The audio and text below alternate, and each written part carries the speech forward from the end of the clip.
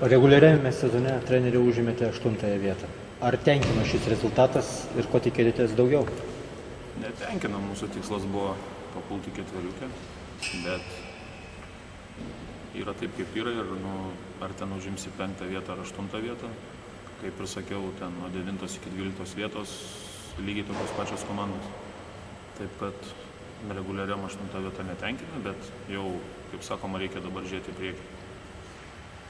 Šiandien pirmasis kėlinys buvo įspūdingas, vėliau žaidimas kaip ir pakrypo zoną varžovų komandoje.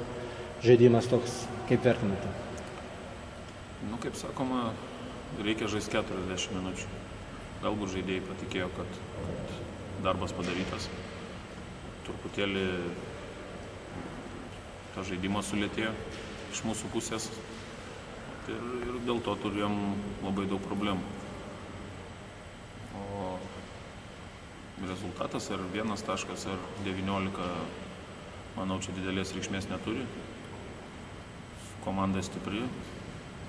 Tikrai nepasakyčiau, kad mes už esam stipresni visą galvą.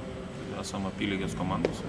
Ką šiandien rungtynėse ir matėm, kad reikia žaisti tas 40 minučių iki pat galo. Gal ir jie buvo kažkur jau patikėję, kad perlaužė rungtynės. Čia jau reiktų jų klaust, bet džiaugiamės, kad laimėjom. Aš džiaugiuosi savo žaidėjais, kad parodė tvirtą charakterį ir šeštadienį važiuosim pergalės. Iš žaidėjų ką norėtumėte skirti? Gal kuris nesužaidė tų rungtynių? Buvo pas keletą žaidėjų, galbūt truputėlį perdegėję psichologiškai, labai norėjo sužaisti ir nepavyko, bet kaip akcentavau ir visą sezoną, kad žaidžia komanda ir jeigu negali turėti reikšmės vieno ar kito žaidėjo nesužaidimas rezultatui, taip kad sužaidė kažkas tai kitas ir ačiū Dievui, kad turim rezultatą šiandien tokį, koks jis yra.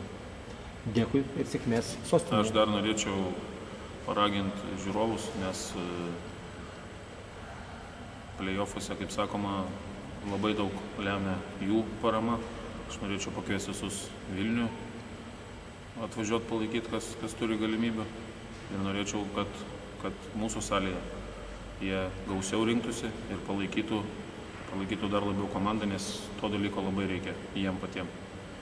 Sėkmės Vilniuje. Ačiū.